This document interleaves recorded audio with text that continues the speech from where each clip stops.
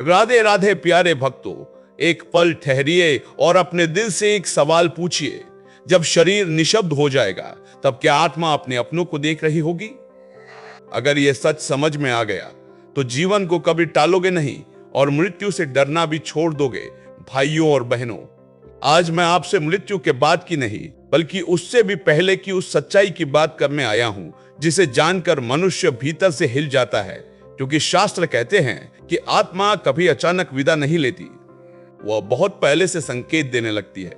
लेकिन हम शरीर में इतने उलझे रहते हैं कि उन संकेतों को पहचान नहीं पाते।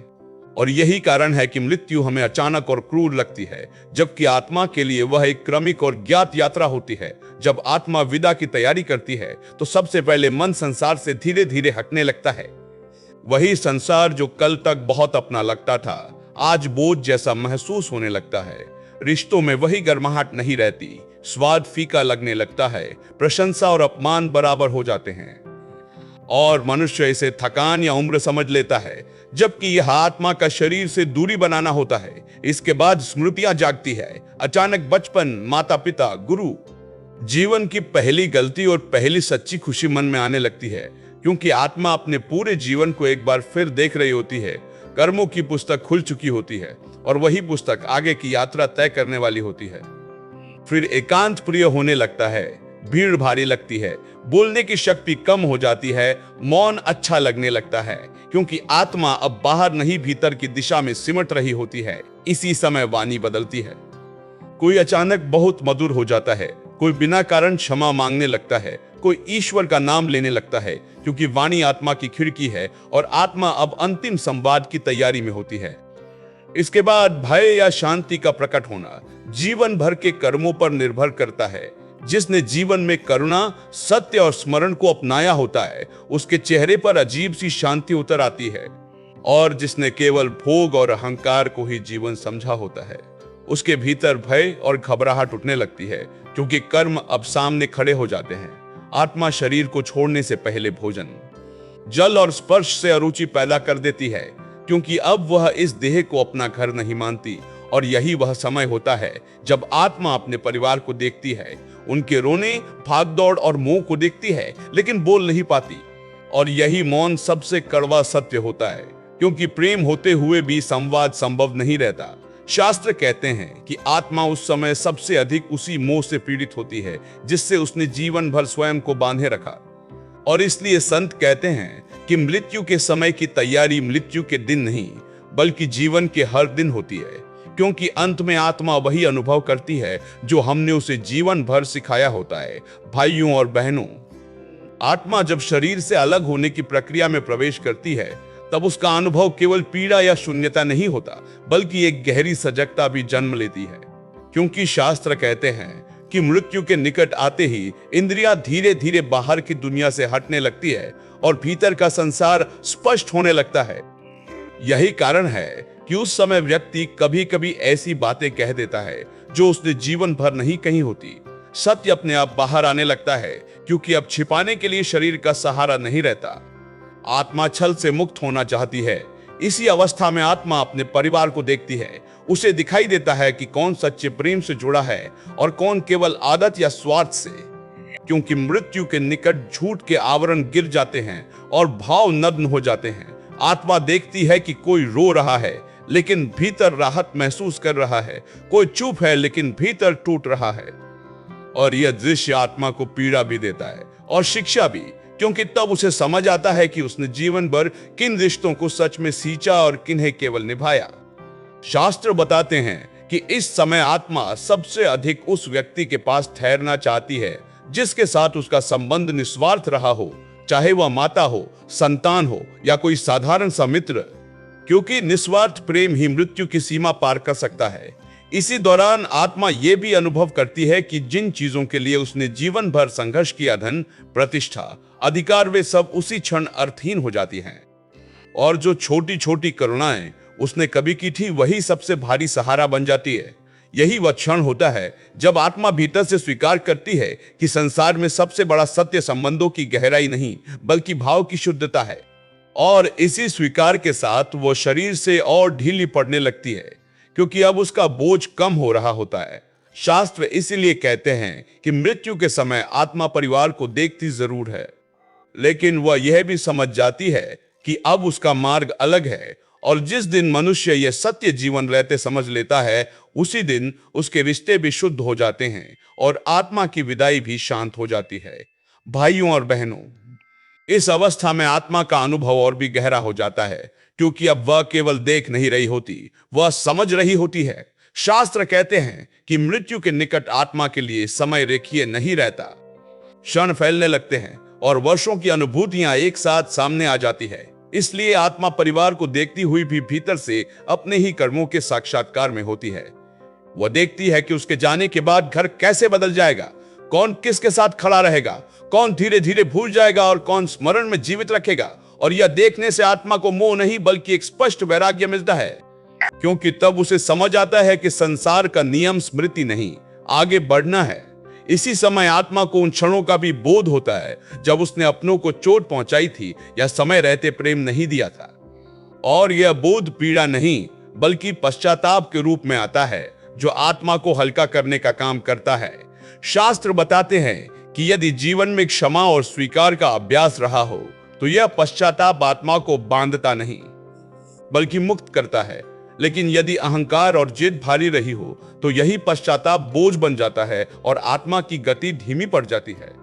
इसी कारण मृत्यु के निकट कई लोग अचानक क्षमा मांगते हैं या बिना शब्दों के हाथ थाम लेते हैं, क्योंकि आत्मा जानती है कि अब संवाद का समय कम है और भाव का समय अधिक, और भाव ही वह भाषा है जो शरीर के बाद भी चलती है। इस चरण में आत्मा परिवार के रोने से नहीं बल्कि उनके भीतर के मोह से अधिक प्रभावित होती है, क्योंकि अत्यधिक विलाप आत्मा को रोकता है और शांत स्वीकार उसे आगे बढ़ने में सहायता देता है। शास्त्र इसीलिए समझाते हैं कि मृत्यु के समय आंसू से अधिक प्रार्थना, शोर से अधिक मौन और पकड़ से अधिक समर्पण आवश्यक है, क्योंकि आत्मा देखती है, समझती है और उसी वातावरण से संकेत लेती है कि आगे का मार्ग कैसे अपनाया जाए। और यही वह सूक्ष्म सत्य है जिसे जान लेने पर मनुष्य जीवन में प्रेम को टालता नहीं और क्षमा को कल पर नहीं छोड़ता। भाइयों और बहनों, जब आत्मा इस बोध तक पहुंच जाती है कि उसका शरीर अब उसका नहीं रहा, तब उसके अनुभव में एक गहरी स्पष्टता उतरती है, क्योंकि शास्त्र कहते हैं कि इस क्षण आत्मा परिवार को देखते हुए भी उनसे बंधी नहीं रहती। वह उनके भावों को पहचानती है पर उनमें उलझती नहीं। जैसे कोई नदी किनारे खड़े होकर बहाव को देखती है लेकिन स्वयं बहाव में नहीं फंसती। इस अवस्था में आत्मा को यह भी स्पष्ट दिखने लगता है कि किस रिश्ते में प्रेम था और किस में केवल अपेक्षा, किसने सेवा की और किसने अधिकार मांगा। और यह पहचान आत्मा के भीतर किसी आरोप की तरह नहीं बल्कि सीख की तरह उतरती है। यही कारण है कि मृत्यु के समय कुछ लोगों के चेहरे पर करुण मुस्कान दिखाई देती है, क्योंकि आत्मा भीतर से समझ चुकी होती है कि संसार में हर संबंध अस्थायी है और केवल भाव ही टिकने योग्य है। शास्त्र ये भी बताते हैं कि इस चरण में आत्मा उन प्रार्थनाओं को अधिक स्पष्टता से अनुभव करती है जो शांति और समर्पण से की जाती हैं, जबकि अत्यधिक रोना, चिल्लाना और मोह उसे क्षणिक रूप से रोक सकता है, क्योंकि वह वातावरण उसके भीतर के वैराग्य को ढक देता है। इसी कारण संत कहते हैं, क्योंकि आत्मा देखती है कि कौन उसे रोक रहा है और कौन उसे मुक्त होने का साहस दे रहा है। इस बोध के साथ आत्मा धीरे धीरे परिवार से भावनात्मक विदाई लेने लगती है, बिना शब्दों के, बिना संकेतों के। और यह विदाई कड़वी नहीं होती, वह स्वीकृति से भरी होती है, क्योंकि आत्मा जान चुकी होती है कि उसका यहाँ का कार्य पूर्ण हुआ है। और यही वह क्षण होता है जब जीवन भर की समझ एक सूत्र में बंध जाती है और आत्मा अगले चरण के लिए स्वयं को हल्का और तैयार अनुभव करती है। भाइयों और बहनों, जब आत्मा परिवार से भावनात्मक रूप से विदा ले लेती है, तब वो एक ऐसे क्षेत्र में प्रवेश करती है जहां शब्द, समय और पहचान का महत्व धीरे धीरे समाप्त होने लगता है, क्योंकि शास्त्र कहते हैं कि अब आत्मा अपने कर्मों के सूक्ष्म प्रभावों के साथ अकेली होती है। इस अवस्था में आत्मा को यह स्पष्ट अनुभव होने लगता है कि जीवन में जो कुछ उसने सोचा, कहा और किया, वही अब उसके चारों ओर वातावरण बनकर खड़ा है। कोई बाहरी न्यायाधीश नहीं होता, कोई दंड देने वाला नहीं होता। आत्मा स्वयं ही अपने कर्मों को प्रकाश और भार के रूप में अनुभव करती है। जिन कर्मों में करुणा, दया, सेवा और सत्य जुड़े होते हैं, वे आत्मा को हल्का करते हैं, उसे आगे बढ़ने की शक्ति देते हैं। जबकि जिन कर्मों में छल, कठोरता और स्वार्थ रहा होता है, वे आत्मा को बार बार पीछे खींचते हैं, क्योंकि अब उनसे भागने का कोई मार्ग नहीं रहता। शास्त्र बताते हैं कि इसी समय आत्मा को यह भी बोध होता है कि जिन लोगों को वह जीवन भर अपना समझती रही, वे अब उसकी यात्रा का हिस्सा नहीं है। और यह बोध पीड़ा नहीं बल्कि स्पष्टता देता है, क्योंकि आत्मा समझ जाती है कि संसार में सब कुछ साथ चलने के लिए नहीं बल्कि सिखाने के लिए था। इसी चरण में यदि आत्मा के साथ जीवन में किया गया नाम स्मरण जुड़ा हो, तो वही स्मरण उसे स्थिरता देता है। जैसे अंधकार में एक दीपक रास्ता दिखा दे, और यदि स्मरण का अभ्यास नहीं रहा हो तो आत्मा कुछ समय के लिए भ्रम और अस्थिरता अनुभव कर सकती है। संत इसलिए कहते हैं कि मृत्यु के बाद आत्मा को सबसे बड़ा सहारा कोई विधि नहीं बल्कि वह चेतना होती है, जिसे मनुष्य ने जीवन भर साधा होता है, क्योंकि अंत में आत्मा उसी चेतना के साथ आगे बढ़ती है। और यही वह सत्य है जो जीवन रहते समझ लिया जाए तो मृत्यु भय नहीं बल्कि स्वाभाविक परिवर्तन बन जाती है। भाइयों और बहनों, इस चरण में आत्मा के लिए सबसे महत्वपूर्ण अनुभव यह होता है कि अब वह किसी बाहरी सहारे पर निर्भर नहीं रह सकती, क्योंकि शरीर, संबंध और पहचान तीनों पीछे छूट चुके होते हैं। और शास्त्र कहते हैं कि यही वह क्षण है जब आत्मा पहली बार स्वयं को पूरी तरह अपने कर्मों और चेतना के सामने खड़ा पाती है। यहां न कोई प्रशंसा काम आती है, न कोई दोषारोपण, केवल भीतर का सत्य बोलता है। और वही सत्य आत्मा को आगे बढ़ने या ठहरने की दिशा देता है। जिन आत्माओं ने जीवन में क्षमा को अपनाया, दूसरों के दुख को अपना समझा और अहंकार को थोड़ा थोड़ा छोड़ना सीखा, उनके लिए यह अवस्था भारी नहीं होती, क्योंकि उनका मन पहले ही हल्का हो चुका होता है। जबकि जिन आत्माओं ने जीवन भर अधिकार, तुलना और संग्रह को ही सुरक्षा माना, उनके लिए यह अवस्था असहज हो जाती है, क्योंकि अब पकड़ने को कुछ भी शेष नहीं रहता। शास्त्र बताते हैं कि इसी समय आत्मा को यह भी अनुभव होता है कि उसने जीवन में जिन बातों को बाद में के लिए टाला था, प्रेम, क्षमा, सच्चाई, वे ही बातें अब सबसे अधिक मूल्यवान थीं। और यह बोध आत्मा को पीड़ा देने नहीं बल्कि उसे शिक्षित करने आता है। इसी कारण संत कहते हैं कि मृत्यु के बाद आत्मा को जो शांति या अशांति मिलती है, वह किसी दंड का परिणाम नहीं बल्कि जीवन भर की तैयारी का स्वाभाविक फल होती है। और यही सत्य मनुष्य को यह समझाता है कि जीवन का हर क्षण एक अभ्यास है उस अंतिम स्वतंत्रता के लिए, जहां आत्मा को अपने ही संस्कारों के साथ आगे बढ़ना होता है। और जो व्यक्ति यह बात जीवन रहते समझ लेता है, उसके लिए मृत्यु कोई डरावना अनुभव नहीं रहती, वह केवल एक शांत परिवर्तन बन जाती है। जैसे गहरी सांस छोड़कर अगली यात्रा के लिए स्वयं को सौंप देना। भाइयों और बहनों, इस संपूर्ण यात्रा का अंतिम सत्य यह है कि आत्मा अंत में कहीं बाहर नहीं जाती, वह अपने ही भीतर की अवस्था में प्रवेश करती है, क्योंकि शास्त्र कहते हैं कि आत्मा का गंतव्य कोई स्थान नहीं बल्कि चेतना की स्थिति होती है। जीवन भर जिस भाव में मनुष्य जिया होता है, उसी भाव में आत्मा ठहरती है। यदि जीवन भय, शिकायत और संग्रह में बीता हो तो आत्मा उसी भार को लेकर आगे बढ़ती है। और यदि जीवन विश्वास, करुणा और समर्पण में बीता हो तो आत्मा हल्की होकर आगे बढ़ती है। इसी कारण संत कहते हैं कि मृत्यु के बाद आत्मा को कोई नया बोझ नहीं मिलता, उसे केवल वही उठाना पड़ता है जो उसने स्वयं जीवन में इकट्ठा किया होता है। इस चरण में आत्मा यह भी स्पष्ट देखती है कि संसार ने उससे कुछ नहीं छीना, उसने स्वयं ही बहुत कुछ कसकर पकड़ा था। और यह बोध आत्मा को दोषी नहीं बनाता बल्कि मुक्त करता है, क्योंकि अब वह जान चुकी होती है कि वास्तविक स्वतंत्रता छोड़ने में है, पकड़ने में नहीं। यही कारण है कि जिन आत्माओं ने जीवन में प्रेम को शर्तों से मुक्त रखा, उन्होंने मृत्यु के बाद भी शांति को अनुभव किया। और जिन आत्माओं ने हर संबंध को अपेक्षा से बांधा, उन्होंने भीतर एक रिक्तता अनुभव की। शास्त्र यह नहीं कहते कि मृत्यु सब कुछ समाप्त कर देती है, वे कहते हैं कि मृत्यु केवल परतें हटाती है, और परतों के हटते ही आत्मा वही बनकर सामने आती है जो वह भीतर से थी। इसलिए संत अंत में यही समझाते हैं कि यदि मृत्यु के बाद की अवस्था को सुंदर बनाना है तो उसका उपाय मृत्यु के बाद नहीं, आज है, आज की वाणी में, आज के व्यवहार में, आज के स्मरण में। क्योंकि आत्मा अंतिम क्षण में कोई नई भाषा नहीं सीखती, वह वही भाषा बोलती है जो हमने उसे जीवन भर सिखाई होती है।